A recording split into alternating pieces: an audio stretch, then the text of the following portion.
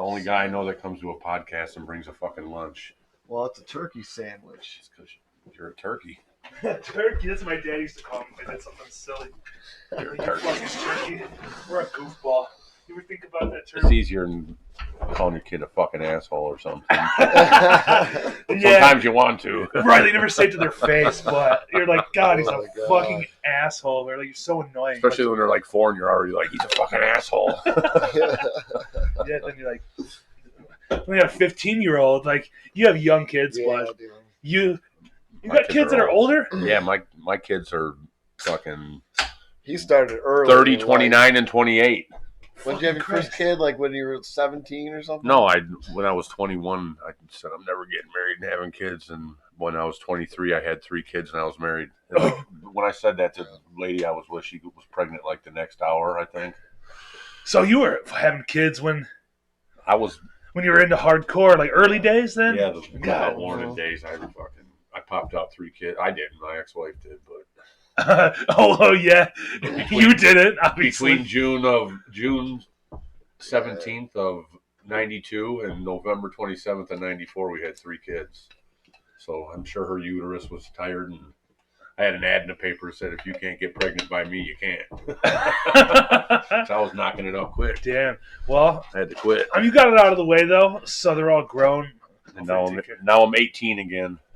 Yeah. At 51. Well, that's like my kids are 8 and 15, but it's like even that at that age, it's not so like busy with them, like trying to make sure they stay alive. Like my 15-year-old's gonna kind of take care of shit, you know. So I'm like, oh, everything's good, so I can fucking have a little bit more That's fun. good. You can relax it with a 15-year-old. I couldn't. Mine were trying to run around having fun. Not mine. Luckily, he just stays home. Dude, every time I turn around, dude, my little one's crawling up the playscape. She's like 1.5. My son didn't get up there until he was like 3 or 4, you know what I'm saying? And she's all the way at the top, dude. Like, just turn my head, like, Yeah. what the hell, dude? And she's like, oh. Like, dude, you don't know heights yet, you know? You don't understand, yeah. Like, you don't understand. You fall down 4 feet, it ain't gonna feel good. Yeah, especially a little baby. Fuck. Yeah, she's all over the place. So we have you guys here again, which is exciting. I mean, you weren't here last time, Yeah. Mike, but now I you watched are. the last one, though. It was pretty funny. Yeah, it's fun. Yeah, I forgot my fuckhead mask. Oh man, yeah, that'd have been good to start off We with talked again. about it last night too, but we got a little bit. We had band practice last night, so That's I'm fun. feeling a little rough. 12 o'clock podcast is hard to do when you stayed up till 4 in the morning. But 4 in the morning. I was at work. I got to work. Yeah, he woke up at 4. Yeah. 4:25. well, I pretty much get up at 5 every day and go to work, Yeah. and I get home at like 6 at night. So I'm fucking burnt out. So I don't know how I stayed up on Fridays because we had band practice. And Yeah, hang you're out with the fellas.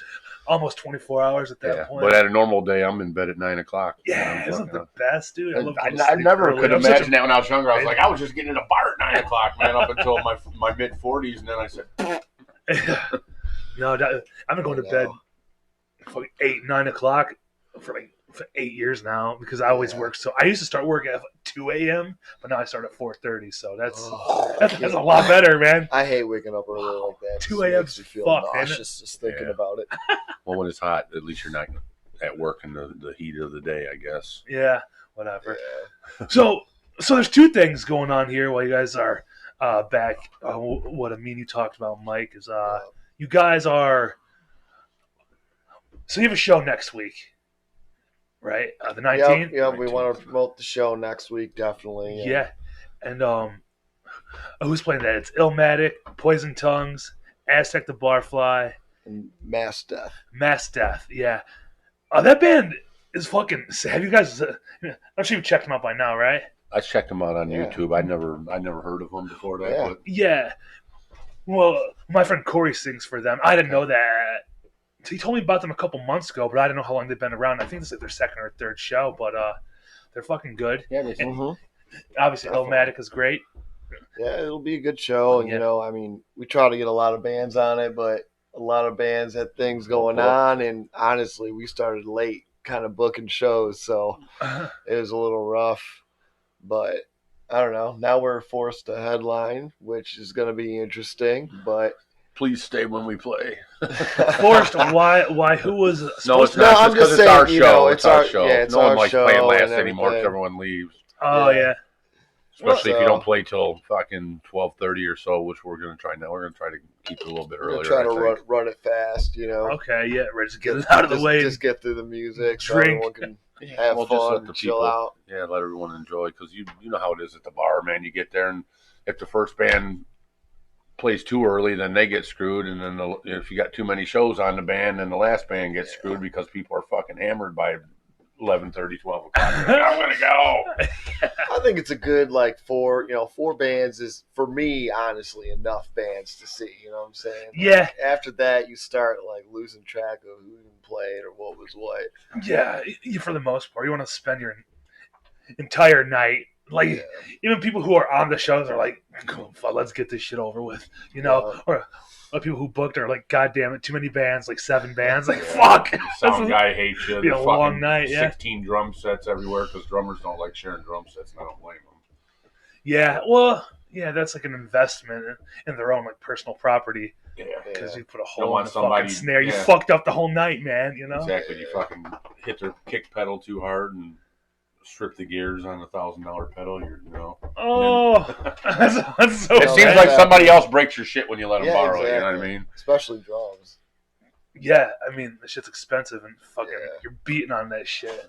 Yeah, but 4 bands is good, you know. Like I got ADHC, attention deficit hardcore syndrome. You know what I'm saying? I just can't check out too much, and HS. you know, I'm fucking correcting the grammar master. I am the grammar master. Not HCS. really. You said HC Yeah, hardcore. I guess syndrome. You forgot to add the S on the end. You gotta get fucking. I don't let nothing by. I'm pretty. You know, I was For up 4 all hours night, of sleep, so I'm pretty goddamn specific. alert. down and I messed it up still. Just I'm sorry, Mike. Last time I was here, I talked too much, so this time I'll let you. What do you don't kick talk it too up. much? It's a podcast. I never shut the fuck up. He does. Give a shout out you to know. fucking. You gotta be like, hey, Schmo, can Oh I my can I get in there? Yeah. That was me and Justin the last time. Yes, He's like, I'm talking. He's screaming. He's just Talking. yelling microphone. He was fucked up. You know It was what awesome. though? We don't really drink that much anymore, so we had some tequila that day, and that shit kicks in quick. Justin, Oh, yeah. We didn't eat. No, we just came over here. We Yeah, didn't you really didn't eat. bring It a was- sandwich. You I- should have brought a sandwich with See, you. They're that's why this prepared. motherfucker's always prepared. He brought a Yep, I got sandwich. my sandwich, a little cooler here, some ice packs Well, in it. Yeah, you know, you've been a dad for five brand new years. Yeah. He hasn't had to pack a sandwich for a kid. And how long? So you're prepared now. He has to pack a I sandwich. pack a for himself. sandwich for a kid every day myself. I'm not kidding. I still eat peanut butter and jelly every goddamn day for lunch. I love it. I was about to ask you, what's your favorite kind of sandwich? You know, Well, I love Ernie's Deli. It's every sandwich. I love Ernie's. Ernie's Monster all the way up. Yeah. I'll eat that thing hey, all who day. loves you, baby? Ernie loves me. Ernie's the fucking greatest. I've been there one time though. I wish I've gone more because He's not there all the time. He's there some days, but it's still the sandwiches are still just as good. yeah, he's The ladies that have been there he's have been there a gotta long be. time. so exhausted all the Yeah. years of fucking cranking out Yep. sandwiches. Yeah. For anybody who gives a fuck, what is it, like a $5, $7, like a $10 sandwich or something? Yeah, it's like 13 or something like that. Oh my God. They got the monster. Okay. That's the he just like you'll pull off the pepperoni and bam and shoot you with it and then grind a few pieces off there and throw them Yeah. on. Yeah, coolest old guy. Where's that? Like, is that It's in- not Livonia, Oak They Park? call it Royal Oak Township or Okay. whatever. Or it's I don't even know what it's a border of a couple different cities over there. So I'm not Yeah, it's sure like exactly. Ferndale. It's maybe Slash Royal Ferndale, Oak. maybe Royal Oak Township, and maybe what the hell's over there, Warren or whatever. Yeah. Whatever. Well, what's cool though, I because don't even know where you're talking about. Ernie's sandwiches. You ever heard of by Ernie's Deli? Wyoming and north of 8 Mile. I think it's Republic No, Street. Well, I make my own sandwiches. it's just an onion roll. I think he only does it on onion rolls, right? Well, he does it on other bread, but he Oh, gets yeah, mad for the about it. pussies. Yeah, you fucking pussy. He's like, you want rye? He goes, you got a good sandwich, but you got the wrong bread. He's a genius, that guy. He's fucking so charismatic, and he slices it fresh for every customer that comes in. He just, so what do you want It's on like right there, Ganella's is right under it. They got a good Italian, so. Ganella's. I know all the people on this side of town who fucking know Ganella's. They're Yeah, like, but- fuck that yeah. place. I've been there 7,000 times. No, there's no such thing as The too much 12 layer. Ganella's. That's Yeah. not too much. Yeah, they have a nice little deli in that dirty ass fucking store. That's okay. You know, Yeah, it's cleaner than it used to be. Last time I was there, I was like, fuck, they fucking cleaned her up in there. Oh man, they got really good olives there too. They're like stuffed olives. Do you like stuffed olives, like garlic or like cream cheese? I like the garlic in those boys. Yeah, That's I'm pretty sure they make them there themselves too. They also have like it's like peppers with like a chunk of garlic and cream cheese in it. They do all that. That's. You get all these people who know what the fuck's going on. They're like, oh man, Ganellas. Then you got to get your Faygo and your fucking Better Made chips while you're there. Keep it all Michigan, right? Detroit style. That's it. Detroit style. And then you can get, like me, you can make your favorite drink. What's yours? Jack and Squirt. It's called a hand job. Hand job. That sounds so gross. Though. I know, but well, when you go there, you got to get the Detroit one. You get a Faygo 60/40 instead of the Squirt. So okay. That's a Detroit hand job. That's more knowledge for you drinkers out there. Yeah, that's for when you're on break at the fucking marathon. That way, when your bartender smacks you, can say, "God damn it, I was ordering a drink." You want a blowjob? There you go. Oh, there you go. Hey, man, just can I get a hand job? hand job, double shot. But then also, you also said you guys are filming for a fucking music video eventually. You said that was we're in the works with it. We tried to start it at that house party that we played. How'd that go? Yeah. Well, let's say it was pretty interesting. I was wondering. Eclectic group of folk. No, I mean, it was a mixed show, but the bands that are on there, we didn't really hear of many of them. And then there's some of those like Juggalo bands playing after us. Oh, so shit. It was kind of like it's an interesting crowd. It was an interesting it was cool. crowd. It was cool to play at that house and kind of get some like video footage of us playing inside of it. It's pretty cool. Suck carrying your equipment all the way up there because it was an upstairs thing. So yeah, we get there and there's like 18 steps and them old Detroit fucking turn-in steps are like 6 inches fucking wide. Redbeard shows up with his like 810. Yeah. And a broken window, by the way, too, because his 810 cracked his window. Yeah, when he took off, the fucker shifted a little bit. Yeah. His fucking So he's probably in a great mood. He was happier than they come. So, lugging that thing up those steps was not that fun. But not that fun. Yeah. Where was it at? The Bum Manor?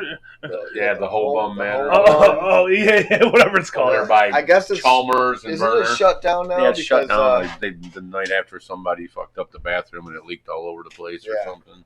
No more shows there. Oh, well. It was actually kind of, we ran into one of our buddies that was actually Sam. He lived over by there, man. We were two doors down. He's like, oh, yeah, there's shows over there.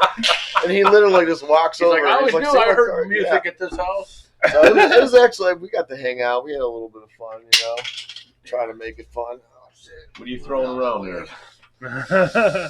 Yeah, man. So that was an interesting show, but we're trying to take some video footage and, do a video for Breaking Ground and kind of get around Detroit and some of our favorite spots and, put it all together. So it's a work in progress. Cool. That's one of my favorite songs by you guys, too. It's like Breaking Ground. It's good, man. And of course, the ending is like the best when it's. Dude, I call it like a rap. I don't know what to call it. Much. I mean, it's a little, you got some bars. You spin some bars. You got to put it. I mean, if you're from Detroit, you always got to have. No, it's good. It's really fucking good. This guy used to be a rapping machine in his younger days. Did you used to rap? He was a Sir Spittle. He used to go by Mike E. That's pretty creative, right? first I got 90 hats on my hat rack. Yeah. It was cool. I used to be in this group called Studio D, and it was 12 of us, and we used to, have this whole rap group thing, to swarm a bar, and we go play, and it was pretty hype for a while. We played like Mosquito Club or Token now. We played that place, and it was the Token, and then the Mosquito, and then the Token US again. 12, and Wayne Row Pub all the time. What year was this? What years anyway? This was in the 90s, 97. Was it? I thought it was in the late 90s. It's got to be like more than 10 years ago, probably. Something like it was well more. Did you ever perform with any like bigger artists? Yeah, we did this. I think we did this thing down in Eastern Market. I'm pretty pretty sure Obi Trice was there, but I'm not sure, like, positive. It was so long ago. And but it was cool. It was like a huge like show down in the Eastern Market that we did that went pretty well.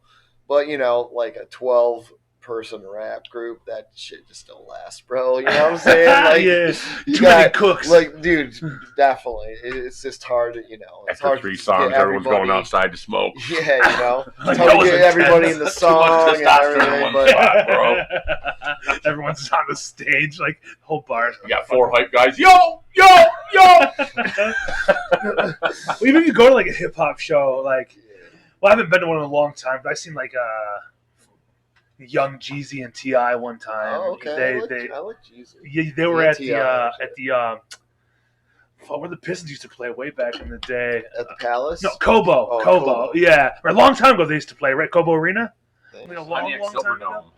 Well, the no, but they were at Kobo. That's what he said. Oh, The Pistons. They played it at Pontiac yeah. Silverdome. Maybe Well, in he's between old, the Palace and that, maybe they were at Kobo for a minute. Yeah. But I'm pretty sure they played at the Pontiac Silverdome for years. Man. Okay. I've been to a Pistons game there. It was weird. Like, the court was half of the football field, and then they had some seats up there, and then the whole what the back of the fuck? stadium was weird. Yeah. They'd be announcing, it's like, row, row, row, row. Everything was echoing everywhere. It was like a high school fucking game. At night we hear the announcer and everything's bouncing off the houses behind there. Fucking Silverdome. That place Oh, was my gosh. a big shithole, huh? Yeah. So, Totally. I don't know, What man. were we talking about? I Talking forgot. about you guys were recording for Oh, yeah, the Breaking song, Ground. Breaking Ground. The rap part. Yeah. Well, it's cool because these guys kind of let me do it because, at first Justin was not down with it, doing any type of rap or anything. And it's like, just let me try this in the song and let's see if it works. And I got him to put the cowbell over it too, which is another like kind of just different thing that we wanted on the song, and it ended up sounding good. So we're just like, let's just keep it and kind of put it in the end of the CD because it's kind of a different song, right? There's a lot of like mixes, like different genres in that song of music. I like it a lot because because like that whole part, like your rap part, like it like calms everything down, like the chaos of you yelling and shit. Yeah. And then it has that like a minute or minute and a half probably of you that boom boom. It's like building up, then it goes into heavy fucking breakdown, get people going crazy, man. Yeah, it's Trying to get that song under control live. We play good at practice all the time. Then we get live. Yeah. Justin's pumped up, man. We're like playing double time. It's like he's trying to rap. He's going, Yeah, he's got the double. So we always look at Justin. We're like, yeah. Yeah, that song. Yeah, if it's too fast, man, it's like I'm out of breath. Well, and then because you're also playing guitar and singing, which just sounds like an impossible task to me. I don't know how. It was rough. I mean, Len left the band, to pursue like his passions, in life, and we're all still friends, and like good buddies. And he probably might do a couple songs with us if we make it to a show, but yeah, man, it's just been rough, dude. Yeah. Takes a minute. Yeah, you got like. Are you permanent singer? Is that what you want to keep doing, or is that? Yeah. It took me a while just to get the groove of it. I was always doing backing vocals and stuff, and I was like, I could figure this out. And and a lot of shows, actually, some shows Len had to miss, and I filled in. So I think it was just like hard for the new record. I was trying to like figure out how I was gonna sound the best, and right, like, trying to find like find my went voice. through so many different voices. Yeah, these guys would be like higher, lower, growly, high, like it'd be like, no, dude, like no.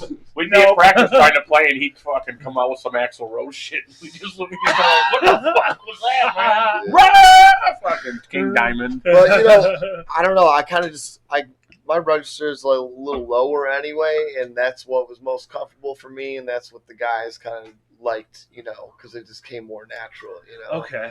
And overall, when you try to sing, you just want to, keep your voice how it kind of just comes out, Yeah, that's kind of why we don't play a lot of our old songs, because it's hard to play a song that Lenny made and fucking go from Lenny's voice to fucking the more growly voice that Mike's got. So Mike. I mean, Lenny's kind of got more of that, like the turnstile or comeback hit or something like that. Yeah. That real fucking grabbing at your voice that you hear come out. Yeah.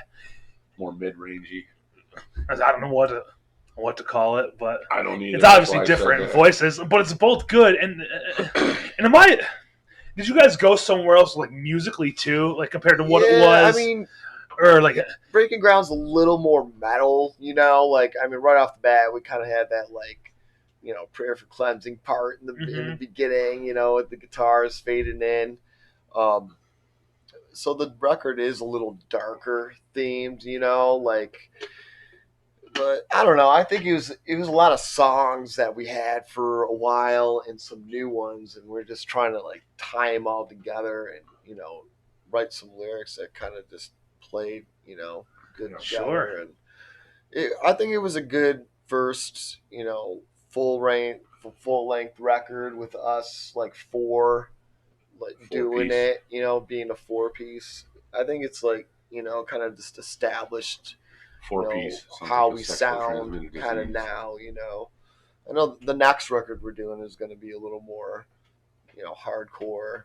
Okay. You know, probably a little more hardcore style, like just, I don't know, maybe in the lyrics a little bit, you know, voice, maybe I'll like tone down the screaming a little bit more, you know, just like keep it, you know, I like to keep it fresh and just keep doing stuff that I like, you know, that kind of just comes.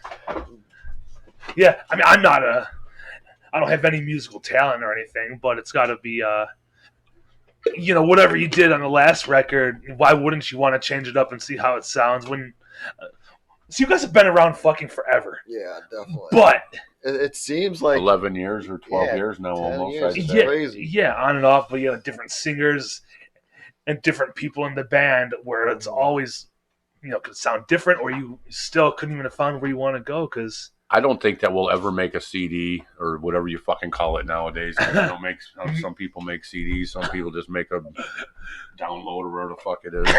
But our shit sounds different every time. We don't have that sound like some bands have that sound, and you hear it every like Pantera or something. You know, they always had that. You knew. Like our CDs, whenever we come out with a new recording, it's always totally different, even if it's a year later. I don't know what the fuck happens with our writing process, but we make up a lot of riffs, and this guy here ties a lot of shit together. That's the way we write. We barely ever just write a whole song in one fell swoop and it's done. It's always a bunch of shit mixed together. Like, hey, let's do that one thing we were doing on there and put it over here, and it works that way. Yeah. Is it easier like to write lyrics first or like write a song first? Because like you're involved, you play an instrument, so like do you write to your lyrics or do you write lyrics to the sound of whatever you're fucking putting out? I think it can work anyway, really, you know, like sometimes you just have an idea for a song, but I mean, as of lately, I think we get riffs and, you know, kind of put them all together, and then I like try to think of like, all right, what do I want to talk about, you know? And then as I'm writing the song, now I'm kind of thinking about the vocal parts at the same time, you know, just making sure there's room, you know, because if you write a song and there's like no vocals like being considered, you know, sometimes the song can, you know, be too busy, you know, because you're trying to overcompensate like for the music because there's no vocals in it, you know. Oh, okay. Yeah, fuck choruses. Aztek. You know, it's like it's 16 bars and that's fuck it. And move on. Courses. Yeah. That's funny. But Aztek the Barfly, we mentioned him. He's playing that show next week. He's a fucking great hip hop artist. Yeah. He's cool, man. I've seen him a couple times in the past. It's like the most I've seen him in the past, like I've seen him twice in the past, maybe like 6 or 8 months, which is the most he's probably played in the past 5 years, it seems. But it's good to see him out there doing his thing. Yeah, I'd like to see him come. I've been around that guy for a long time. Me and him and Jam. There's something about the three of us when we get together. I want to see him fucking screaming in the band again. Nothing like when him and Ed get together, but those were the two amigos there. Yeah, I liked Bloody Knuckle Combat when he sang for them, remember? Oh, I love that shit. That band was they always talk about fire, coming back, but it don't happen. I know. So, God damn it, get your asses up and fucking do it, man. Yeah, it's all it takes. You just got to do it. Fucking Justin will play drums. he plays in every band. Yeah. I think he's going to get wore out now. He's got a lot going on. Yeah, no, I'm just playing anyway. being a pops and playing in a few bands is Yeah. not easy. Well, I liked Bloody Knuckle Combat because it also had that like hip hop vibe to it too. Obviously, because Rick and and then they did a couple songs with Joe Hyde from Illmatic, who's also playing, which was fucking good shit. What's that? I forgot the name of it. Suicide Kings. Suicide Kings. Yeah. That shit's couple awesome. different things they had going on. I like all their little YouTube videos when all them Southwest dudes get together and do their collaborations and shit. They're fun. It's cool because they keep it like underground, but I swear that some shit that could be fucking known like worldwide. It's so good that you can't even tell the difference between them and some guy you'd hear on the fucking radio. It's like, my phone was going on. Oh, okay. He's great lyrics. He's been doing it forever. Good beats. Like it's like. That's what I like about local music is there's so many in all the cities. There's so much good fucking music. Yeah, people don't even realize. They want to pay all this money to go see Metallica or some big rap band or whatever. But LCA, local show. Go spend $15-$20, and you probably see a band that you don't like, but you'll probably see 2 or 3 bands that blow your fucking mind away. You'll probably have more fun too. Yeah, you can, and you actually talk to them. Everybody gets around and talks to each other. Fucking musicians are just people too. When they're millionaires, most of them are fucking boring, to be honest with you. They sit in the back room because they don't like people no more. They get bugged all the time. They've been bothered for fucking 20 years. Yeah. Like we're gonna go see. I don't know who to say fucking Elton John. Like he's not gonna come out, hang out and have a beer at the bar. He's like, I'm getting the fuck out of here because people have been annoying me for 40 years. Yes, exactly. I was like, fuck these people. They want to take a picture. Everyone wants to take a picture and post it now. Like, like I was with this guy, but I understand. Well, the local scene is good. Like, you can go to any fucking bar. There's probably a band playing. They're even in the hardcore scene. There's a couple shows a month at least. No reason for nobody to go out and not see a fucking band. No, like I said, there's a lot of good. Like right now, there's a lot of really good bands right now, dude. Detroit. It's been a while since there's been a lot of really good bands at one time. Like people have been trying for years. But hell yeah, dude! Like, it's kind of taking me back. Game, like they're probably one of my favorites right now. They'll be here September 9th. September 9th at Sanctuary. Yeah, I seen that show, the Summer End show. Doubted, big deal. Is doing good. D Block. Enemy of God. They're on my rotation. We can keep going. I just heard and listened to New Saul Chuck the other day. You know what I'm saying? Yeah. Of course, Smash Your Enemies. Oh yeah, dude. The New Saul Chuck was fucking awesome. I always liked them guys. I'm glad they're back at it again. Yeah, man. I don't know if they ever quit, but they weren't around for a while, so it's good to see them back. Yeah, I think they took hopefully a couple years off. Get together with them and do a show. Yeah, they've been around just as long as you guys probably, but they did take a break. They were. I think the oldest band that's active right now would probably be Annie Up, wouldn't you say? And they're not playing right now, but they're still together. They're still practicing and stuff. They're just they never call it quits. And also, Matt from Annie Up started a new band. I don't remember the name at the top of my head, but it's supposed to be more like a death metal, hardcore band. I forgot. I seen something about it on Facebook, and then I got kicked off the motherfucker. So, fuck you, Facebook. I'm never going back there again. God, you're being offensive. I'm not sure. being offensive.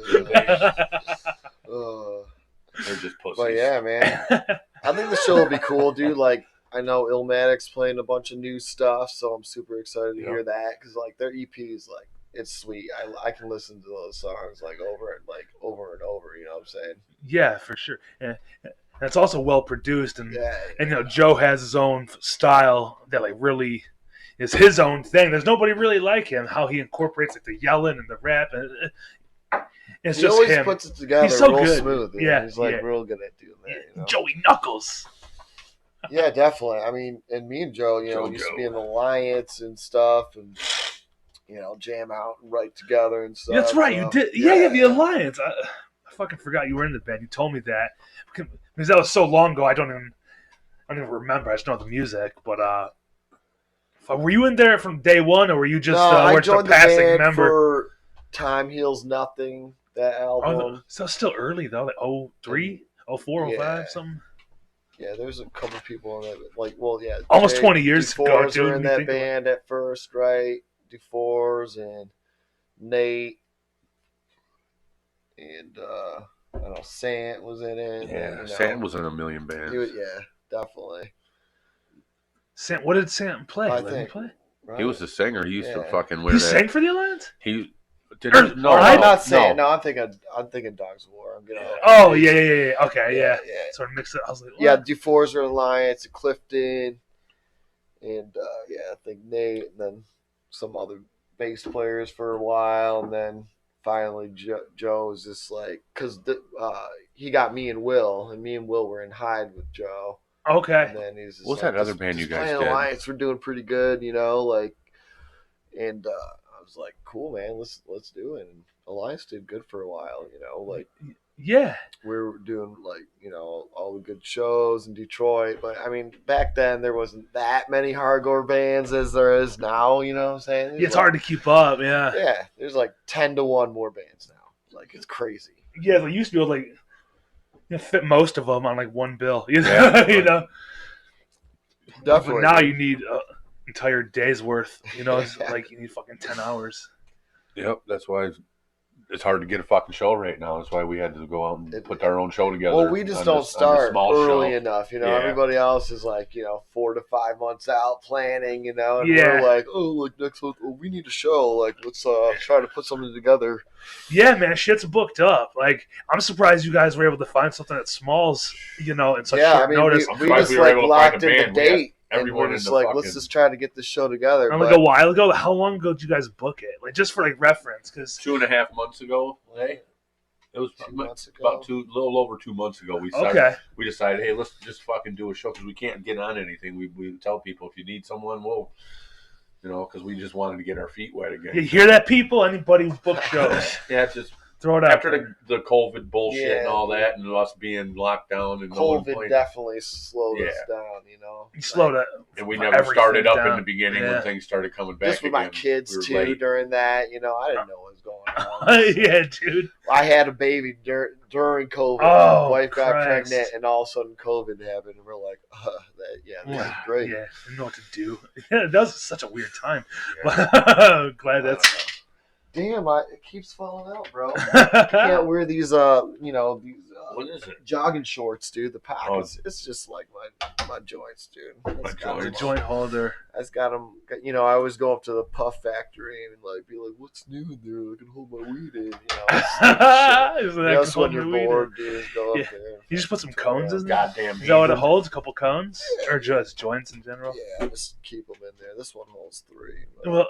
Well, that's cool because you got to carry those fucking stupid tubes around. I do smash those. Then you don't get the Cheech and Chong joint. It's all bent up and shit. Well, these things get stuck in there, and I'm like, you always got to pound them out. Fucking A. But yeah.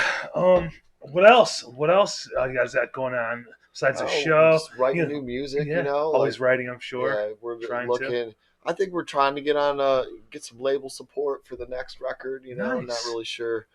We want to do an EP or a full length, but we're getting songs together, and I got like 10 songs written already. I'm always just staying on top of just creating new stuff and putting like all the riffs together and combining with stuff I think of, and like going back to practice and showing them and trying to work it out. But yeah, just writing, trying to get some videos out.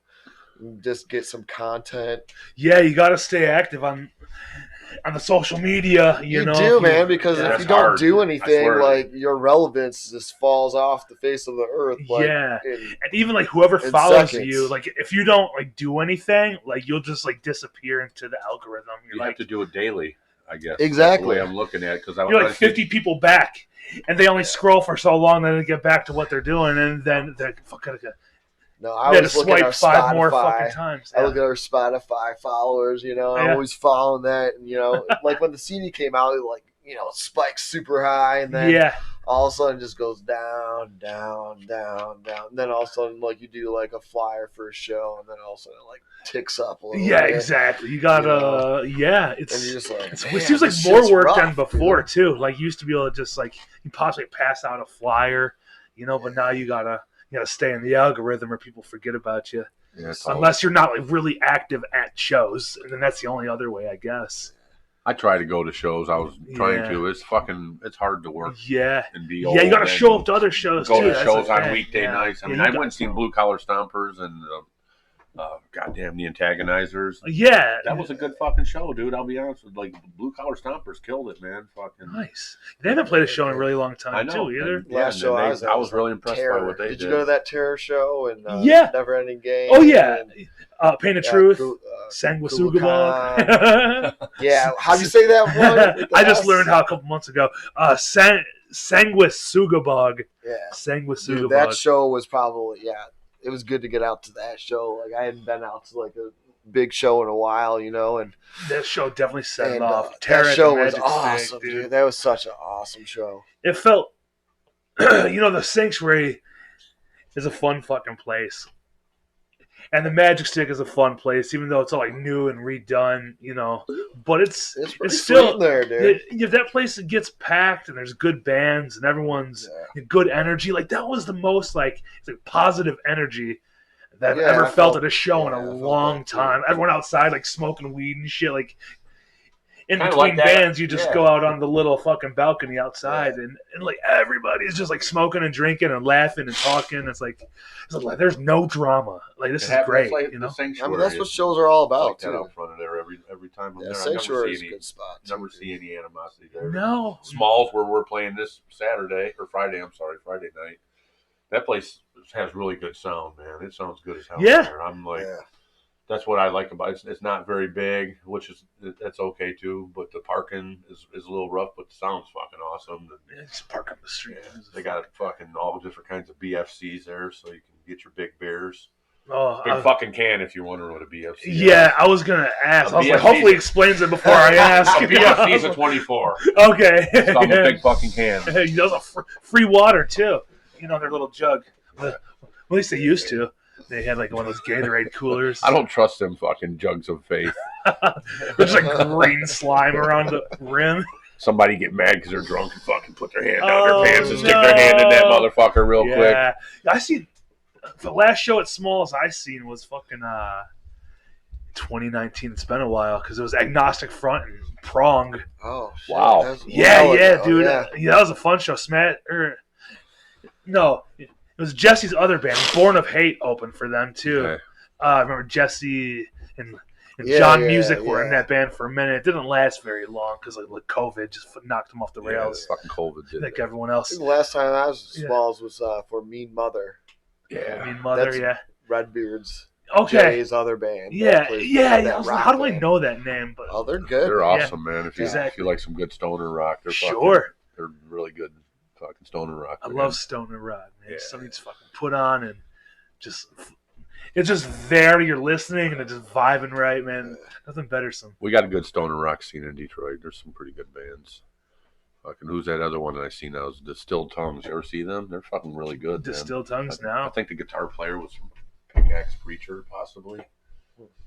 No, yeah, I don't. I'm not really familiar with any other local stoner rock bands. I wish I was. That's why I say I try to go to different. I go to a lot of different shows, man. Just Where are see those what's shows happening. at? Like, where are those people playing? These are the same places. Yeah. Fucking Smalls. Okay, it's gotta fucking- know. Just all the regular parts and labor. All the Okay. same places. So same people that go to our shows. Some of them, you know what I'm saying? They're just playing stoner rock that night.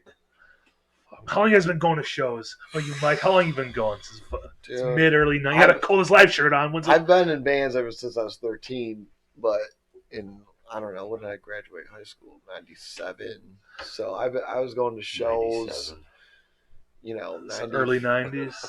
My first show was when I was, 13. I went to Lollapalooza. Oh, shit. That was like Tool first came out, and 9 Inch Nails and Rage was there. Damn. Babes in Toyland. I don't know, like all these bands, and I just wanted to be in a band so bad. And all through high school, we were playing shows at the Pharaohs, Golden Cup there, Okay. and I never been to those before my Mosquito time. Club. That was so the smallest probably motherfucker ever, dude. Seriously, it was like the size of half of your probably like basement right here. 94, dude. And, Damn. and I think my first hardcore show was Sick of It All. Well, that's a good one. That's a good at, first. St. Andrews. Holy And shit. That shit I remember it was sweet as fuck, dude. But I was already like listening to Pantera and going to Pantera shows and Biohazard, you know, before I really knew like what hardcore was. You know, I loved Biohazard, and everyone's like, "Oh, New York hardcore band," you know. But Biohazard's, you know, like more metal and stuff. They were the first band. I think they had a hip hop roll to them for hardcore. Yeah. Can't really think of another earlier hardcore band that had kind of that hip hop beat to them. You know what I'm saying? Because a lot of their urban discipline and all that. What year was that? 90, that was 91, I think. 91. Oh yeah, in high school I started, you know, Coldest Life was introduced to Coldest Life. Yes, I was going to ask you. You had the Coldest Life shirt on. When's the first time you seen Coldest Life? Do you remember? It's probably or have you seen it so many times? 96 or 97. Yeah. And fuck. Yeah, man. There's some cool times back then. Remember Roy Stocks and shit? Yeah. I remember I went to a Roy Stock. Oh man. And I was like real into metal, and shit. All Out War was there. Blood for Blood. And it was the first time like I seen Blood for Blood and All Out War. And I was just like, oh my god. Like All Out War was like that metal hardcore band. Yeah. And I was just like, oh my god, dude. That was like just one of those like mind-changing moments, you know. I was like, this is so sweet. Kind of like when I seen Grimlock. You know, the first show I seen was like at Pharaoh's when Grimlock showed up, and I was like, oh my god, dude, they're so badass, dude. All the hardcore back then was just so, I don't know, just original and, you know, like just kind of mind-changing, you know. Nowadays, everything there's just so much of it, you know, like everybody has to. Yeah, that could be also just because you've been exposed to so much over the 30 years or 25 years, but when you still got like a 17, 18-year-old who might find it's still new to them, you know. Definitely. like they're just like, what the fuck did I find? Hardcore picked up a lot of people, I believe, over years too. When in the early days, it was more. It's a lot more popular. With the people that were in it was more one-dimensional. You know what I'm saying? Kind of everybody was. Well, it was like if there was a hardcore show, anybody that loved hardcore was probably going to that show. Nowadays it's like there's different kinds of hardcore now. Yeah. You can pick and choose. Yeah, you know, you got your tough guy hardcore, and then you got fucking more mainstream fucking. There's a lot of different styles of hardcore, I believe, nowadays. I don't even know how to. I wouldn't classify because they're all good, but everybody's got different messages in their music nowadays. And back in the day, it used to all just be "fuck you, don't come around us. We want to fucking jam and have a good time. Yeah, and we don't want no one bothering us." And now people are kind of speaking. Their hardcore is getting bigger than it was before, and people are speaking out, and there are different ways to speak out through it. You know? Yeah, so you're hearing different platforms. Well, that's true, man. Anybody? It's all good, dude. Yeah. As long as I get to keep playing, doing music, you know, that's what I do, man. Like, I don't play golf. I don't do any. You know, I would like to. I think I see it in my future, maybe, but you know, like I just like playing my guitar, man, and writing lyrics and think about hardcore shit. And yeah, well, I mean, that's about it. To me, and it's still, even though it's so much bigger than it ever was, it's still such like a small thing, like in this fucking world. You know, that's a cool thing. It's like there's like a finite amount of people who know about it. Like there's other people who everybody knows, you know, what the fuck, you know, Red Wings are, or the NFL. Everybody knows what the NFL is. Everybody knows what what PGA is. Like it's like, but hardcore people are like, what's hardcore? It sounds. I don't know what hardcore people is. Know what, like, Metallica is. Yeah, they're like, yeah. Like Metallica? Or if you say hardcore to someone, they're like, oh, is that like kill yourself and kill your... and rape your mother music? I know. I'm like, well, no. You're totally missing it. Shows how judgmental people are about it. Just don't know, dude. Yeah, just because it's aggressive. Mind your own fucking business. If you don't like something, move on past it. I've learned that the hard way over years, and I still fucking am learning because I still say that. Obviously, got kicked off Facebook. I don't know. I listen to all types of music. Shut up. You know what I'm saying? On some things, I mean, you got to speak your mind and let people know. But on certain things, it's not even worth the fucking to say things because people can turn something that you don't mean a certain way into something that they want it to be, you know, and make you look like a pile of shit. Yeah, but in hardcore, you're all man. But yeah, I listen to everything, dude. Like, you know what I'm saying? Every sort of music that, I mean, if it sounds good, then I like it. You know what I'm saying? Like, sure. whatever. Yeah, man. Well, this.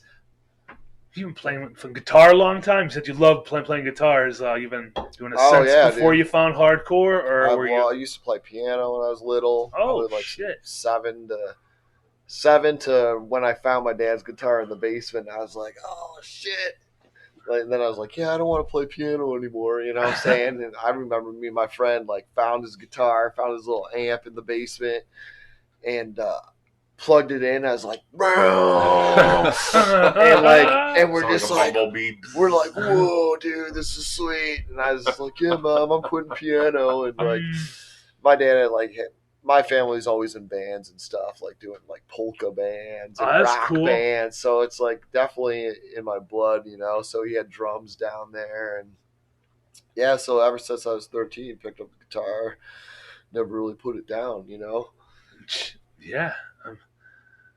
It's fucking hard to play guitar, though, man. You know what it is? All you gotta do is just play a little bit every day, and just don't overdo it. Don't be like playing for hours, dude. Just play, you know. Yeah, that's what I say. Like 20 minutes a day. 10, 20 minutes, dude. Like an intricate Simon. Put it down and just do it the next day, and like you'll be surprised how good you get fast. Like even like with COVID hitting, like I was pretty much writing the whole record during COVID. You have plenty of time, and like trying to figure out how to play and sing at the same time, and writing solos, you know what I'm saying? Mm-hmm. So over COVID, I was just like, started like playing solos and just doing it every day and trying to figure it out, you know what I'm saying? And put them on the record. So it was definitely like kind of cool just to, COVID kind of gave me an opportunity to like, you know, because we were working from home, and it gave me an opportunity to write more, you know, and like actually like hunker down on my instrument and like start, you know, playing it all the time, you know, because before life is just, you know, going to work every day, life's just busy. We'd practice. I wouldn't touch my guitar for 2 weeks, and then we, you know, show up at band practice, and that was the only time I'd ever play it, you know. Yeah. Then you don't really get a chance to, you know, use your own brain and expand and create what you want. Well, yeah, now I try to just play it every day, and I got that pointy ass V guitar now, and and when we were playing that house show, shaking his head over here. When we were playing that house show, I was like, I couldn't fucking even turn it around, stabbing me in the fucking stomach with it. I couldn't like, move. We're not the butt in this fucking place, dude. Fucking. You know, like, you know, I have to sing and play, you know, I don't want to be totally still and kind of, but I'm just like, dude, if I move, I'm literally going to rip his eye out, dude, with the support. That thing is sharp, dude. Shaking his hand, I almost just want to, like, sand down the edges, dude, you know. But, no, you just got to get that foam on the corners of it, like, put on the shit for your kids. Yeah. Oh, you know, I think I got some of that shit. I got to wear safety glasses when I'm jamming with these guys, between him stabbing me with his guitar and Justin's fucking shrapnel coming off his fucking cymbals, or the wood coming off of his drum. There's like wood everywhere around the drums. Damn. It looks like he's back there whittling because of when he's hitting shit. It's fucking just chunks of stick flying. Chunks of stick. You don't realize that when you're not in a band, how much fucking stick flies around from the drummers, especially when you got a hard hitter like Justin. When he's just hitting them cymbals and it comes back up the right way, it hits the sticks. After he plays on them a little bit, they start to get wore out, and you can see them, then they'll break. I've never even thought about that before. Yeah, I know they got to buy fucking drumsticks, but like they have to keep buying drumsticks. Oh, a lot of them. It doesn't end. Yeah. Oh, it just popped in my head. I meant when the Dogs of War was over here, Sant said he told me to bring up. He said the Rock is coming for you. The Rock. Was he talking about the Rock? He said something about the rock bottom, and he was doing a little Rock impression. He called me one day and was acting like he's like acting like I was doing something wrong. I was up to some illegal activity. He goes, "You know who this is? This is the Rock. I know what you're doing, and I'm gonna come after you, and I'm not gonna leave you alone. I'm just gonna keep coming, and you're not even gonna know what the fuck happened." And I was like, "Who the fuck is this?" He's like, "It's the Rock. You know who it is. You dealt with me." And he kept doing this shit, and I said, "Listen, motherfucker, I don't know who the fuck you are, but I'll meet you right fucking now, and I'll fucking break your fucking teeth, man. I'm fucking sick of this shit. Quit calling me, because I kept hanging up, and he kept calling me back. This is The Rock. Don't hang up on me. I was like, dude, I'm gonna fucking. And then all of a sudden, he starts laughing. He's like, it's fucking Santa. I was like, you motherfucker, dude. You all worked out. I didn't know. I thought it was somebody that knew someone I knew that maybe I pissed off, and this dude was calling to fuck with me and to start shit, because he was playing it off good as hell, dude. Like, he didn't sound like he was joking. It sounded, and I was, believe it or not, I've done some shady things in my life, so I was like, what I believe it. Me? It's like, who did I piss off and how long ago was it? Dude, yeah. Dude, he had that, remember he had that Pierre monkey? Oh, yeah, he had that, like, he had a fucking Pierre sock Monticello. monkey. You know the sock monkey thing? Is that what his name Pierre was? Monticello. Monticello. That was fucking... He had a birthday. He like Lenny stole his fucking sock monkey at a show. I think it was at Smalls. He got like the pit was going on, and he fucking yanked that fucker out of his pocket. And he had this thing everywhere with him, dude. He had on his shirt pocket. He always had his sock monkey hanging out. Oh my god! So Lenny stole the motherfucker, and then he put it on Facebook like 3 or 4 days later, and he said, my name is Pierre Monticello, and I'm holding this fucking sock monkey hostage. And every day it was like the fucking, that Christmas thing they do, the elf on the shelf. It was Pierre Monticello showing all these places that he had the sock monkey, and he had him strapped down to like a chair like this. He'd have him tied down to the chair and shit. It was funny. That's fucking. We do a lot of little pranks like that over the years with each other. It's fucking good old humor.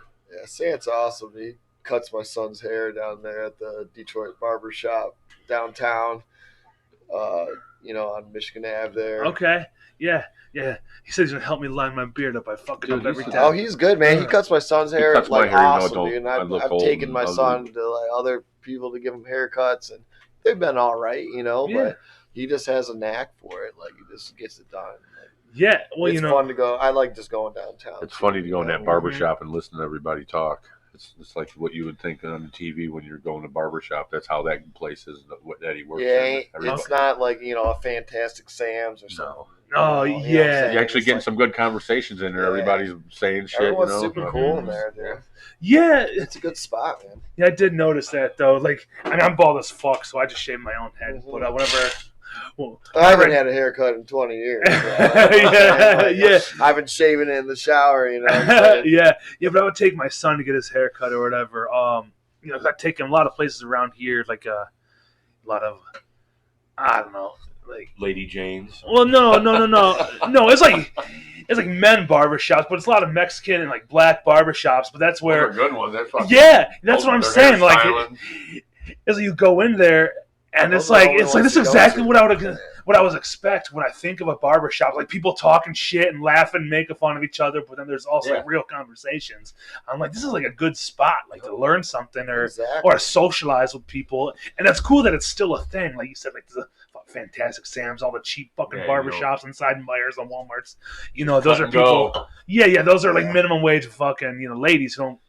Because they don't care. Well, they didn't finish at the top of the class of barbering, so they're they're good at bowl cuts. No disrespect to anyone, though. Yeah.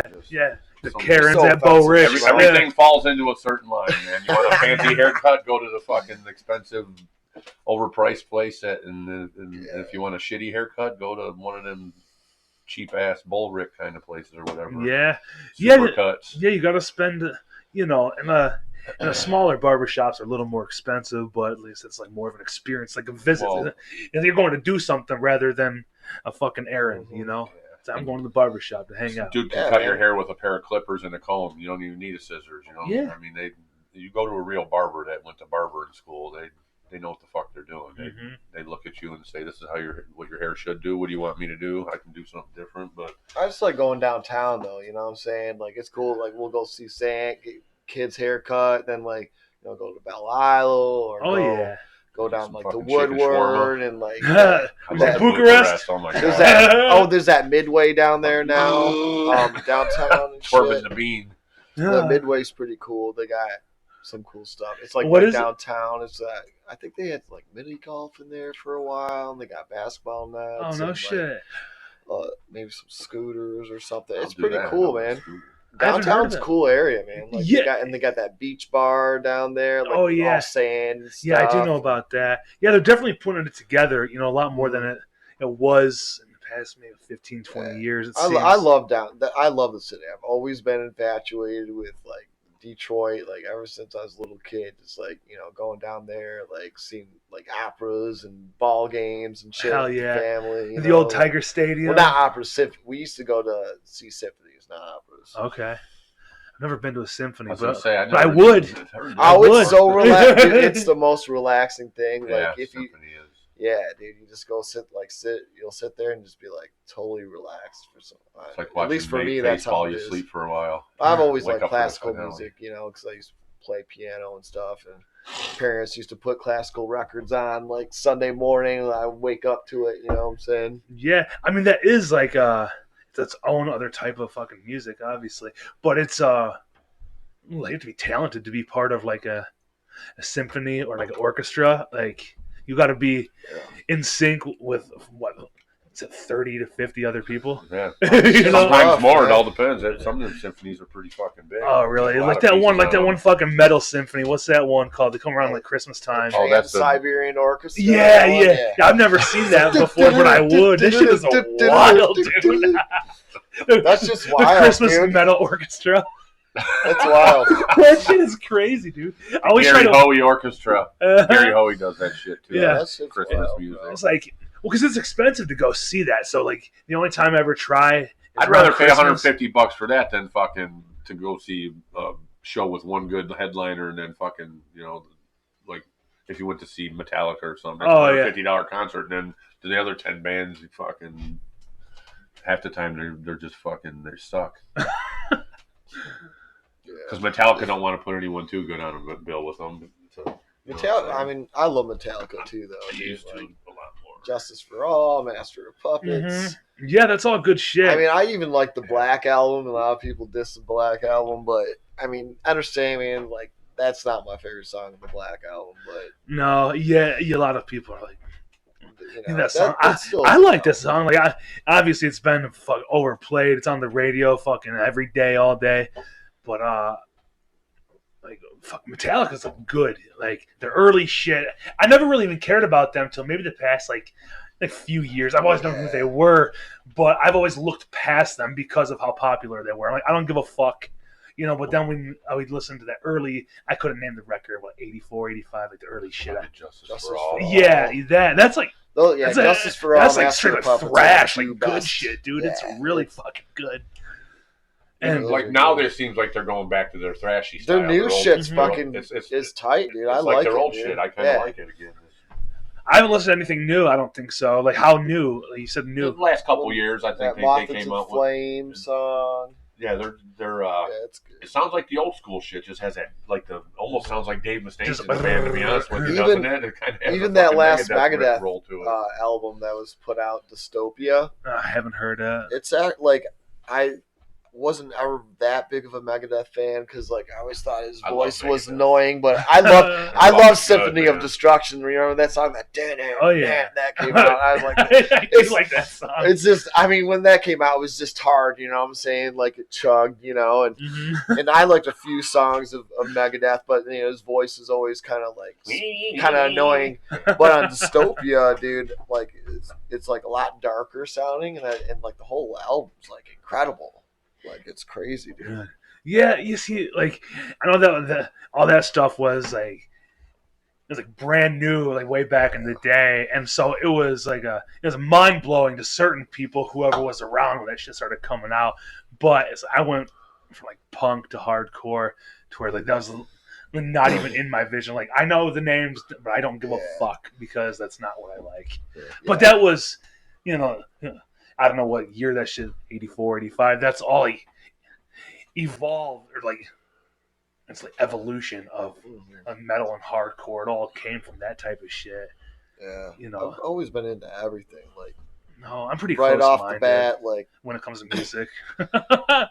Yeah, Yeah, me and my friend, we used to just be like super into death metal, and we thought like we always tried to find the best death metal band that had like the most pissed voice, you know. So it's like Cannibal Corpse. Cannibal Corpse. Yeah. You know, was our favorite, and like it was just so brutal, you know. And Yeah. I we're never just liked that chasing, shit as much. we're just chasing after it. And that was like when we were in middle school, you know, Mhm. just chasing after the most brutal shit, you know. And I think in high school was more, when I more fell into like listening to hardcore, you know. And even now, like just in old age, I'm way more attracted to hardcore than like the brutal death metal stuff. Just because, you know, hardcore just talks about, you know, stuff you can identify with. Where like, you know, brutal death metal, even though I love it, it's just the Crazy shock. fantasy It's just the stuff. shock about factor. some weird shit. It's man. just making that I don't shock even think factor. they know what they're you singing know, about. like just trying to shock people with, Yeah. you know, with stuff. And It's some brutal. but that's what's cool about hardcore. It's like, you know, hard ass music, and you know, a lot of, you know, bands write about day to day shit. You know, Yeah, that relatable ideas. that are relatable, and you can listen to it and like get your own kind of feeling out of the song. You know what I'm saying? It's almost like your average dysfunctional family nowadays. If you listen to them at their house, they're like, "God damn it, going on!" That's hardcore. You're just yelling out what the fuck you're thinking. Stuff, you know. I think you should be a singer of a band. Schmo, you ever? He does some lyric parts in the record. Did you do Haunted? Do you say Haunted? I do Haunted. does. I do the. That's I'm the him, spoken word guy. That's Well, he you. used to be in the choir when he was little, right? He He never what? talked about that before. Yeah. I got a sweet Oh. voice. Yeah, No, he was good. I'm a shower singing motherfucker, man. I'll tear it up in the shower. You're like Fred Flintstone. It's funny. I'll go up on the stage, dude. I don't care if there's 10,000 people or whatever, dude. It doesn't even bother me, man. But if you said, "Hey, Schmo, go up there and do some karaoke," Like, man, fuck I'd be nervous you. as a Yeah. tail cat in a room full of rocking chairs. I'd be like, But you said as nervous as what? a long-tailed cat in a room full of rocking chairs. That's a good one. I've never heard that I one. got a lot of old hillbilly sayings. That's honestly that's fucking hillbilly for sure. No, it's I'm an funny, old tree like, trimmer, so for I've been that- around a lot of hillbillies. For the record, I wrote like these parts, and I was doing them in practice, and I was like, "Schmo, I wrote these parts for you." Like, you Yeah, have to- they're like biblical almost saying shit. And that's Yeah. funny, that coming out of my mouth. In the blessed. Well, Memory Eternal is just, you know, that first song, Memory Eternal. Mhm. He's on that. You know, that song's just about, you know, a lot of our friends that have passed, you Yeah. know, just due to different traumatic things, you know. And the end of the song kind of has like I don't know, sort of a prayer type of Say it. saying, you know. Say it, Schmo. In a blessed falling asleep, grant, O Lord, eternal rest until thy departed servant, and have their memory to be eternal, I think. There you go. And When that's we're like playing it, I remember it. and but Yeah. you put me that's on the actually spot. like a orthodox kind of memorial prayer. Kinda, Oh. you know what I'm saying? Oh. And I don't know if you wrote it or like you yeah, well, yeah, I wanted to throw in this song, you know, and just you know, none of us are really religious in the band, you Mhm. know, like we all have our different beliefs, which is cool, We are a very different. but we all, you Everyone know, in our band. respect all our friends that Sure, have passed, Exactly. Yeah. you know, wish them the best. That's That's right. kind of what that song's about, you know. But I wrote the part for him. He didn't know he had to do it, you know. I like that he puts a lot of pressure on us to do things that we didn't do before. I was always one dimensional. Fucking, I ain't nothing great, but I'm a lot better than I was before I met this guy because he pushes me to do a lot of shit that I'd never wanted to do. I didn't like singing and fucking playing guitar, but I do it a lot more than I ever did. Yeah. We do a lot of backups in our band. We sometimes we've been practicing more and getting things tighter and shit. So hopefully we're on our game, and we all, you know, sometimes, you know, when you play a show, you go in there and you start jamming, and I'll totally forget about singing, man. I'm just getting into my jam. I'm like, fuck, I was supposed to sing. Turns around. Mike will be looking at me like, you motherfucker. I'm like, oh my god. That's what happens when you don't fucking jam every day. And I mean, back when I was in Without Warning, we fucking practiced 3 days a week, man. We were getting to the point where our songs were tighter than a banjo string, you know. That's if you don't hard, practice dude. together a lot, you can practice all you want, but practicing together makes a difference because there's just something about not being together. And if we don't jam together for a few months and we practice, kind of sound rusty, even though we know the songs. It's just being together and it's Like, like doing sync, anything in harmony. Yeah. exactly. Sure. Well, it's just tough. You gotta dude, feel it too. You can't just show up and. Well, when you're not like a full-time musician, like that's all you do. Yeah. It's like, you got a job That'd and be you gotta nice. you work tons of hours every day and you gotta try to fit in practice and then all Traveling these- to wherever the fuck you me, practice. all my yeah. like family obligations, my kids, and trying to take care of them. Yeah. Fucking It's life. tough. Goddamn Everyone, life. we all have that. Just we chose to do music with our shit. I got people all the time who say, "Why do you play music? Are you trying to be a kid?" It's like, dude, I've never stopped being a kid, and why do you fucking golf? Why do you play softball? That shit that what's different about that? I was with my kids more being in a band than I would have been if I would have been a softball or golfer because I would have been gone during the day instead of leaving at night when they're in bed. I kind of. You don't worry about me. How about you can't that? judge. You can't judge people thinking this is the way that it's supposed. When you're 50, you should be fucking picking weeds and fucking sleeping at 8 o'clock at night. I'll sleep at 8 at night, but I I'm refuse. gonna go I and fucking do refuse my to thing. like just be complacent and just be like, all right, I'm 50 years old. I listen to classic rock now, and go in my backyard and pick weeds all day. I'm not like, what I'm saying. I refuse to do that. And I think that's what's cool though. Like we're old and still doing hardcore. Like it's just a lifestyle. It's like. It's therapy. 100%. Yeah, definitely It's therapy. Definitely therapy. That's why it's not hard to stay up till 4 a.m. when you have band practice. It doesn't happen all the time. Yeah. Because you sit up and you're just the camaraderie of being together and shit, dude. For sure. Just that time together of us hanging out takes a lot of stress off of me from the week. And I got a job. I get yelled at all the time. I work out in Ann Arbor and I trim trees for the power company. People out there are fucking tree-hugging, whale-loving motherfuckers like to the max, so they hate us bad out there, dude. Yeah. They don't realize that what we do is till they need a tree cut down. Exactly. It's about to They're like, bitch, you want your Wi-Fi, right? I gotta move these fucking trees the out. Wi-Fi's out. We'll dig up your whole fucking yard. I mean, what do you want? Do you want free fucking power that they're never going to give us? So just accept it. It's the way it is. Yeah, I have to make a hole around the entire fucking line. You got to take trees out, man, because you got to give room for the other trees to grow good, man. Yeah. It's just how it is. It's a fight.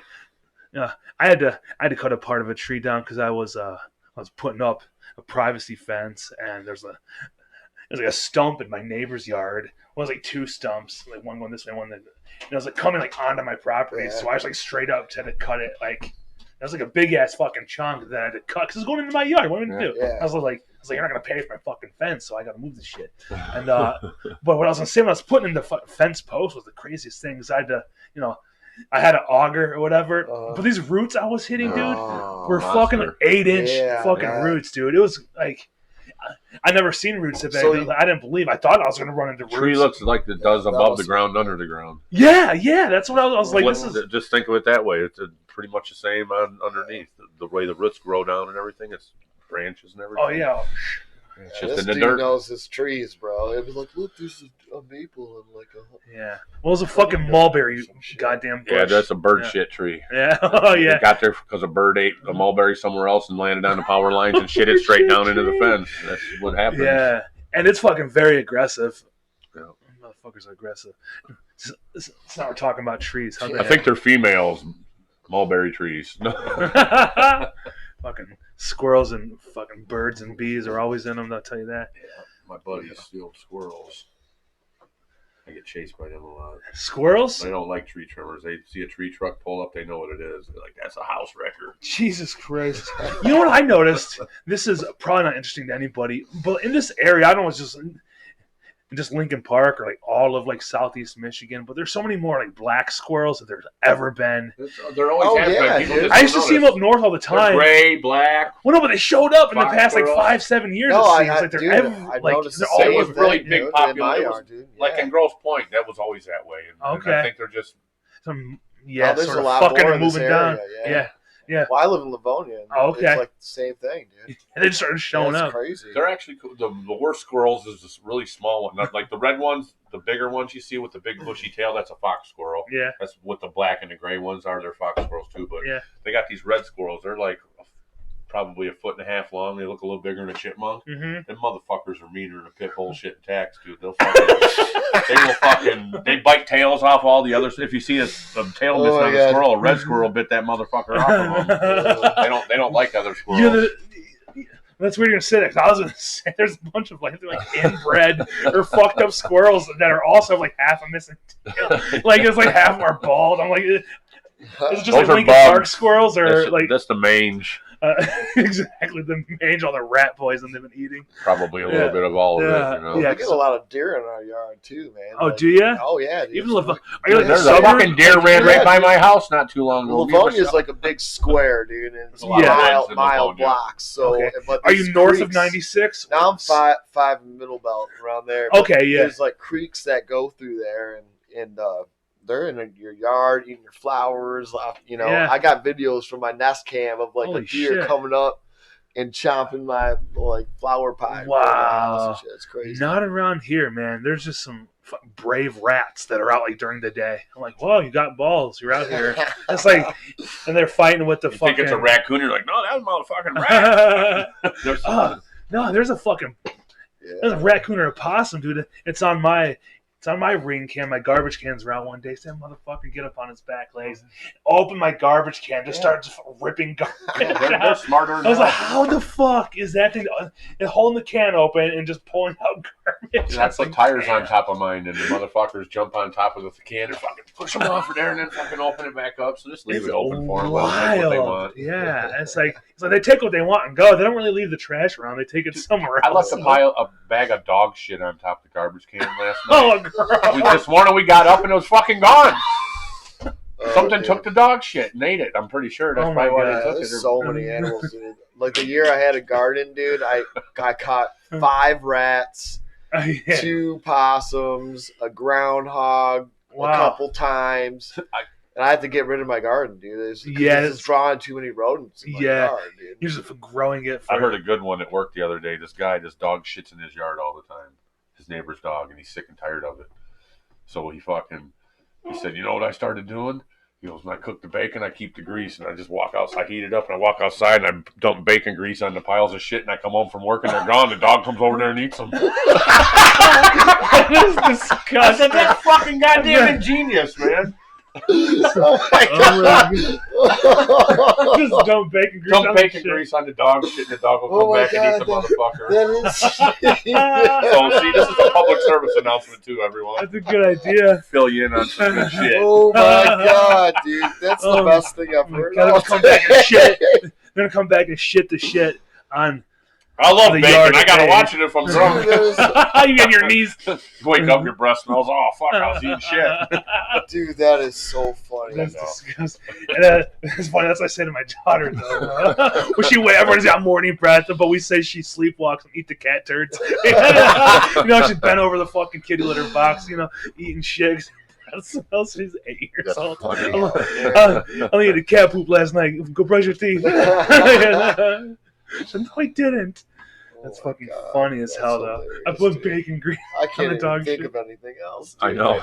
That's why I try not to talk that much, man. They say it at work, too. Fucking crazy things come out, yeah. Don't say things, Jim, because we're by a bunch of public behind us. And I'm like, you have me in a group of motherfuckers. If you don't want me to say nothing, have me go out by myself. Because when I get around everyone, I just feel the need to entertain. I can't help it. It just pops out. Stupid shit comes out of my mouth. It's amazing. It's fucking good. It's good to have people like you around. Keep it light. Yeah, funny, we definitely make each other laugh. Say inappropriate shit. There's nothing better than like a wrong timed joke, but it's funny deep down inside. Well, that's why I like doing shows. I want people to come out and see. Hopefully this next show coming up Friday night. Hopefully we can get a bunch of people down there. Hopefully people get off their ass and come see some old guys for the night, because I guarantee you they're gonna laugh. We're always saying stupid shit. All of us, you know what I'm saying? Yeah. And even Jay gets up on stage, and he's becoming pretty goofy nowadays. The last few shows I've seen him, he's up there running his mouth on the stage saying funny shit. I'm like, wow.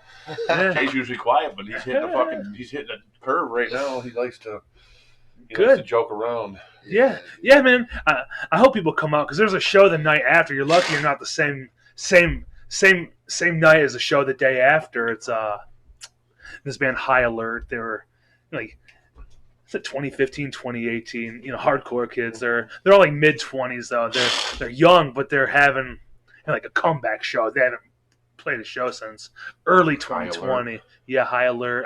It's Marcos, son of Marcos Baez. What is that, Saturday? Yeah. The Sanctuary? I know it's at Parts and Labor, but there is a show that is at the Sanctuary as well that day. I think that's fucking Sawchuck. I think has a CD release. On Saturday night, I think they have Yeah. So it's a busy weekend. It's crazy, I've seen that pop up. Like, you know what it is? There's like a lot of venues now. There's 3 shows in fucking 2 days. Like, what do we? It sucks. When we booked this show, there was no shows going on. Yeah. I don't think there's any other hardcore shows going on the same night as ours, to be honest with you. No. Still, but we try to look ahead enough to where that's the first thing we do if we're going to book a show. We're like, let's hit the fucking thing up, events calendar, and see what bands are playing at any of the normal bars that we would have. Because if there's a good fucking, why would you want to stage up another band and play over the top of it? Some people do that. I mean, Sometimes you can't help it, though. I know. Like, I guess if you book you way don't know ahead, what's going on, and like, some people do book shows and they don't fucking think about it, and they'll put it on the same night as another.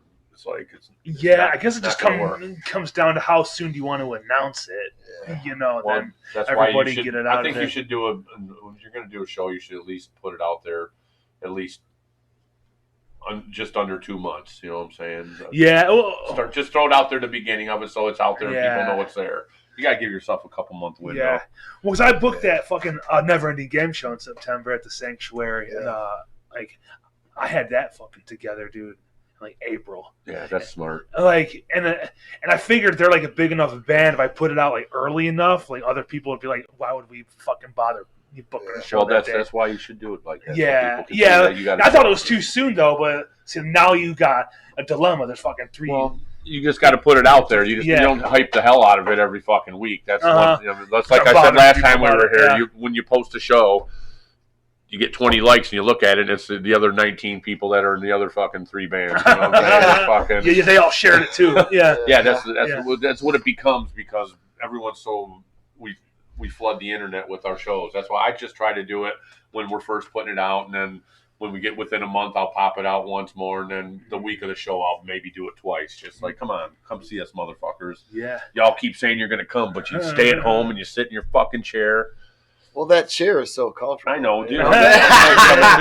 Yeah, I think you should, for you to start being more active on the internet, I think you every morning should get up and put your little phone on and record yourself in your underwear, say a little fucking schmo proverb.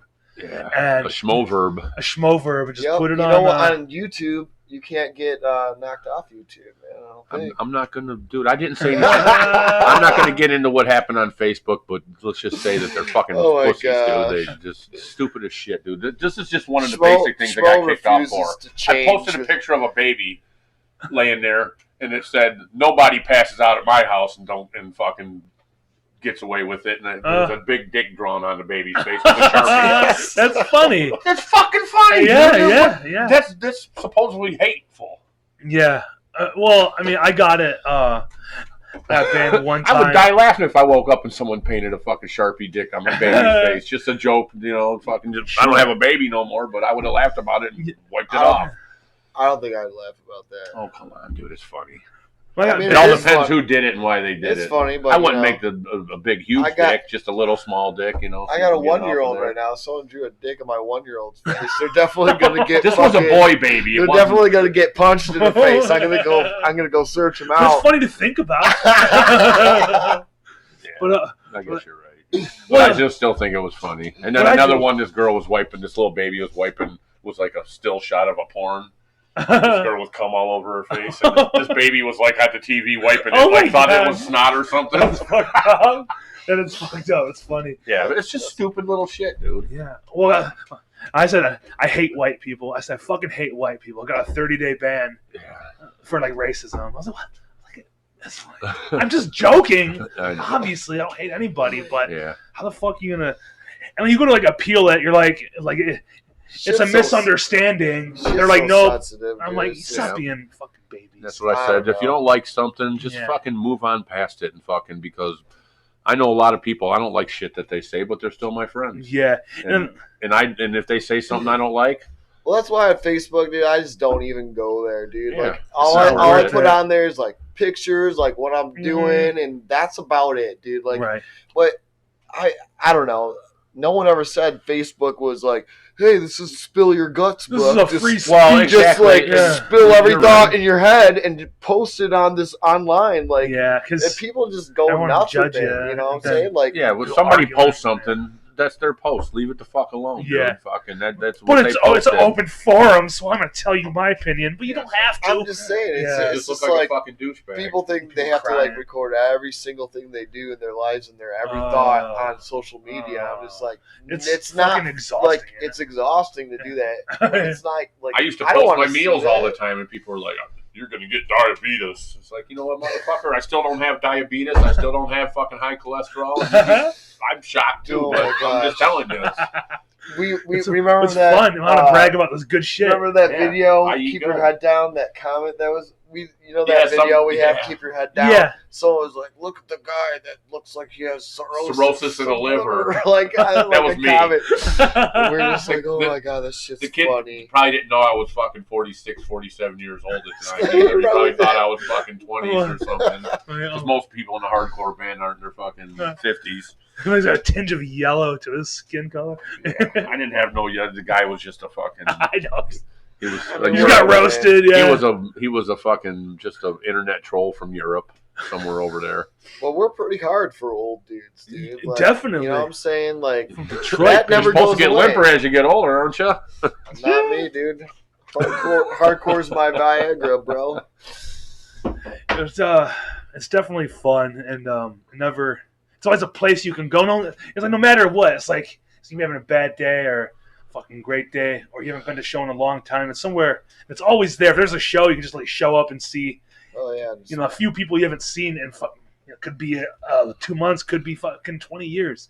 It's always the same people that. It's like a reunion every time. You're like, I haven't seen you in a few months or a few years. It's even that terror show. Like he was supposed to meet me down there, but he I fell asleep. You know what I'm saying? You know why? Because we had band practice the night before. It was on a Friday. If I if I tell them I have band practice the next night and I'm going to try to come to work, I say I'm going to try because Saturdays are optional. Yeah. So a lot of times I call in the morning and they're like, "You motherfucker!" And just like, dude, I told you, man. I'm letting you know I ain't going to be there, but. If I'm up hanging up too late, I'm not coming to fucking work. There's no way I'm driving to work knowing that I'm still fucking tipsy from the night before. Yeah, he fell asleep, so I went to that show solo, but it was awesome because I've seen a bunch of like brothers I know there and just talk to a bunch of people I haven't seen in a while. That's the best part about shows is running into somebody that you actually haven't seen in a minute. Yeah, right when I walked in, I seen Ramona there, caught up with her for a little bit. Like it was that terror show was awesome. It was like one of my favorite shows. And personally, I hadn't gotten out like with COVID. Like I didn't like go out for a while. Like just with the young kids and just being kind of frightened by it, but. Well, it was weird. Yeah. In 10 years, I wonder. I hope I'm still alive in 10 years to see what, like, to look back on this time that happened right here because this is COVID happened. Fucking a lot of political shit went fucking berserk for a while. It's starting to calm down a little bit, but a lot of things got crazy for a while. In the middle of all this, everyone was fucking losing their shit, dude. I can't wait to look back at this in 10 years and be like. I hope it's better. I'm sure we're going to know different things about the way that everything transpired, Yeah, it's definitely a fucking weird time. Like, and I don't know, just as like being like older than like 30 years old, or say 25, and actually paying attention to like the world, I guess, like as being early. Like you guys have seen decades and fucking like 10 different presidents. Dude, everything that's happening right now, I've seen this shit in the 70s going into the early 80s. This is how it was back then. Yeah, everyone's at each other. But it's weird. I'm saying I've never seen it so fucking charged, and a lot of people believe the world's getting worse, but I believe that it's always been a fucked up place. And now it goes in cycles. You just know more because everything's posted out there for you to see. Because of these, we know everything. The world's always been fucked up. There's always been fucked up. It has been. It's just been really easy here the whole time. It's really easy. No one knew about it. That's why you should go to hardcore shows, especially on August 19th, Friday night. the fucking camera right there, goddamn. I'm pointing at the people. Two We cameras. the people. Really? Together we can rock. That guy back No, I'm there pointing on at the the cat house. over there. The cat's fucking hanging out, chilling out still. That's Tom Dude. Segura. Oh, yeah? Yeah. Is that Tom Segura on the fucking on the horse? Yeah. I just watched that guy the other day. He's great, dude. The That's horse is farting. that's the dude that. No, that's the other. Is that the one that takes his shirt? That's Bert Bert. Bert Kreischer, He's yeah. fucking funny. Too. Yeah, he is hilarious. Yep. But yeah, man, dude, I don't know. I think we're kind of like getting more momentum now and starting to do more, and just get back out there. And our role as a band over the years has been a roller coaster. You know what I'm saying? Like we played this is hardcore right off the bat. The Rumble Fest in Chicago. That was what like year when did we you first guys play started. This is Hardcore? 11. Was it? No, was it 11? I thought it was 12. It was 11. Was it I the believe. was it the Joe and Lenny hookup, or does somebody else know? That was a Joe and Lenny Oh, hookup. okay, yeah. Yeah, I was like, because I remember seeing like an interview that's still on the This Is Hardcore page of. It said like an interview with Poison Tongues. I didn't think it's just Lenny though. I don't know who did it, but I was like, holy shit! I didn't even know. For some reason, I wasn't really paying attention to hardcore that much then. Whose kid was there with a bodyguard at our show that came to see us? Fucking one of them Wahlburger dudes, wasn't it? Mark? One of his kids was at our show. I don't know if it was Mark or wasn't it one of the Wahlbergs? There's Donnie. I don't remember. I think it was Donnie. One of them, their son was at our show. He was like 15, and there was this big dude bodyguard that was with him. And he came to see you guys. It was like, we were laughing. I was like, that's fucking cool. So Lenny signed autographs and shit. Holy shit, that's fucking cool. Yeah. I mean, you guys did the Rumble too. Yeah, that was actually cool as hell. That was until right at the end when the fucking dude stage dived and broke his neck. Yeah, that was. Then they But stopped Lonnie the show. was He a got paramedic, fucked up. and he ran up there and like. Yep. Dude fucking Help totally him out. broke his neck. Dude, Wow. they had to rush him to the Wow. hospital. Yeah, that Fuck. shit was Did you guys do the same year that Hate Inc. did? I know. Okay, because I know they did the We did- Rumble. It was We played- 2011 as Who well. played that? Harm's Oh, Way okay. played that, and I can't remember. I can't. Dude, I can't remember shit anymore. It sucks. CRS. Can't remember shit. Yeah. I can't remember shit. Speaking of fucking Hate Inc. Hating's awesome. Hating is fucking awesome. I talked to Beast the other day. I bragged about this on my last podcast because he had some of the Life of Pain albums. He had some that the distributor had found, so they gave him a bunch of mail to him. Yeah, so I got one. I just met up with him when he got off work. And we're just talking about. I wish we had a microphone. We sat for like an hour and a half and just talking shit. I was like, God fucking damn it. That would have been a good conversation. But, shit. That's usually the best ones when you fucking Yeah. weren't planning nothing and you didn't capture it. Yeah. I mean, I literally just went to buy an album and we had a beer or two and fucking had a burger. Then we just talked. The dude, forgot the guy's name, but he was the singer of the family. Nick. Or no, who was the singer? It was it was the second singer because there was one, then somebody else. Dave played drums. Fucking did Nick play guitar? Yeah, Nick played guitar. I'm pretty sure. Who the fuck sang for the family? Yeah, I'm just blanking. Paletti was in the family. No, Nick sang, dude. I think Nick was a singer, and then Paletti and Mayhew were the guitar players. Yeah, that's right. Yeah. Well, he was just up at the same bar that I met fucking Beast at, so he came cool. and sat down, and Nice. I was like, what the fuck is going on right now? Because I was never really into the family that much, but I do like them, but I just never seen them a bunch, or I never had an album. Yeah, we used to play shows. Alliance used to play shows with them a lot. Yeah, it was just cool I was like, this is a fucking weird little reunion. Because I never really even talked to Beast because he was always like way older than me. I started going to shows on like 17. And that was in like 05. So, those guys, well, including you guys, have already been around fucking 20 years at that point. I know. When did you start going to shows, Schmo? Early 85? Probably, no, I didn't. I mean, I didn't actually go to, let's say about 88, I'd say was when I first started going to my first hardcore shows, punk shows that I can remember. That shit's funny too. Like I remember going to Todd's.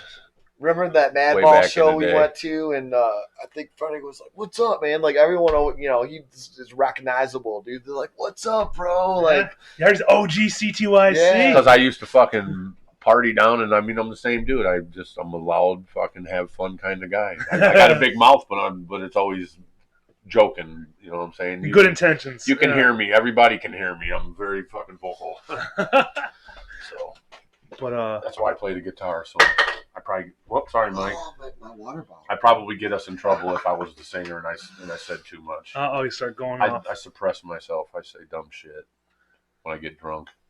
So were you around before Cold as Life? Were you seen the Mattress Rats, or was it I've seen them. Yeah.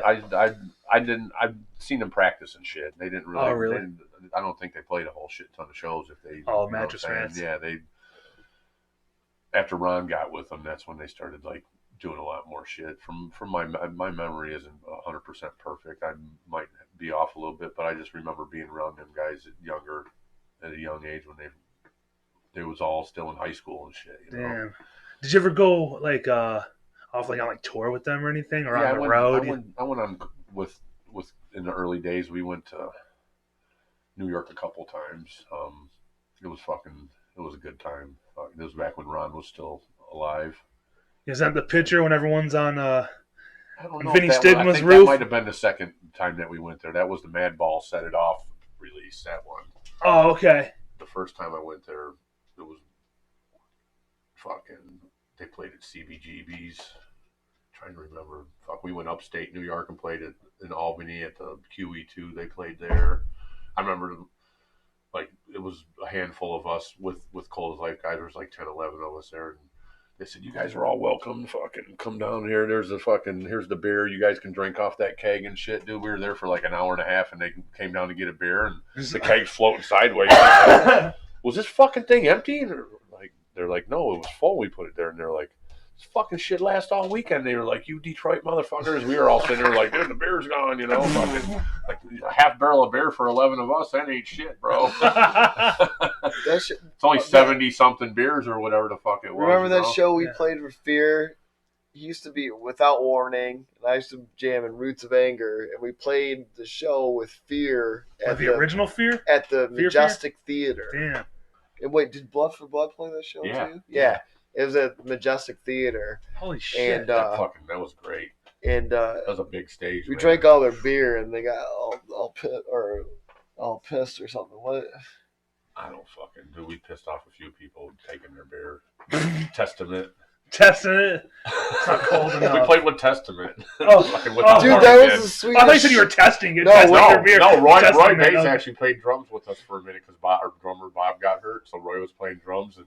We ran out of beer, so fucking we're walking around. We seen this beer in the test. Those are our beers. And Roy's like, "Fuck you!" Fucking, I was the case of the fucking whole thing. This is our city, bitch. Yeah, well, they were kind of assholes, but I love Testament. That show was sweet, dude. It was at the State Theater, yep. And Without Warning was playing there, and I was like, I don't know how the fuck that happened, dude. It was awesome, dude. Like I remember standing out in the crowd, like watching them and shit. That's crazy as fuck. I was nervous as fuck that night, man, and. Just because we were Testament. I don't get nervous about the crowd. I get nervous about like that Majestic show you were talking about when fucking Blood for Blood, Murphy's Law, and all them were playing there, dude. I was just like, I turned around, dude. We were getting ready to play, and I looked back behind me, and I seen all the dudes from the bands, and I was like, fucking, I felt like I was gonna throw up, dude. Yeah. Fucking Vinny Stigma standing there, fucking watching me and shit. And fucking. Jesus. Well, yeah. I mean, even when they played at the Sanctuary a couple months ago with Sick of It All. It's like their van just pulled up. Roger's driving, I was like, "What the fuck? Oh, this is weird." And they all get out. People just like us, like I said. But Vinny's like, "Hey, what's up, guys?" Everyone. I was like, Vinny Stigma's make me nervous being around me. I was like, it's weird to be like starstruck by just like some hardcore band, but those dudes are fucking. You don't want to be judged bad by somebody that's somebody high up in the hardcore industry and everything. You don't want to be judged bad by them either. So I think that's what the fear is sometimes when you play around other people from other bands. You're just like, I wonder what they think. I don't care what the crowd thinks because I think that a lot of them musicians are more fucking picky on musicians than a regular person that just listens to music. And I can see that. You know they have their own. Like, well, I would do this. Some people are, and I hate that with bands that they want to be your friend to a point, but they're in this is all of our shit, dude. Let's all share it with each other and have a good time with it. Don't try to push people out of the way and talk them down because you want to put yourself a little higher. If you got to do that, then you're not as then you must not be talented enough to fucking do it with just your music, you know. Well, that's what's cool about the scene, man. Is everyone's pretty humble. You know? It should be that way, dude.